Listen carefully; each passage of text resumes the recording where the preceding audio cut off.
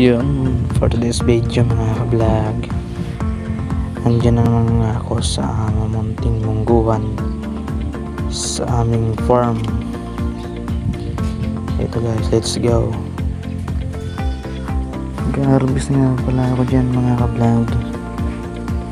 So yan na yung harvestan namin mga ka-vlog.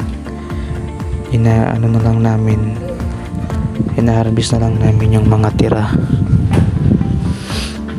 Marami pa kasi mga natitira dyan. Meron pa rin maaani.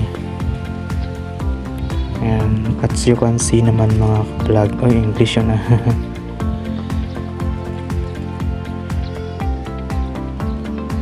Ayan mga vlog. Ganyan ang buhay farmer.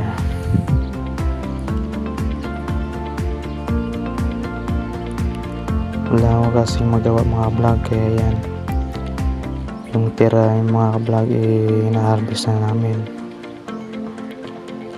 Nakaka-boring naman kasi na lagi ka na lang nakaupo, wala kang gagawin. Ayan, simulan na natin habang maaga pa, habang wala pa masyadong araw. Sabi nga, daig ang masipag sa maagap.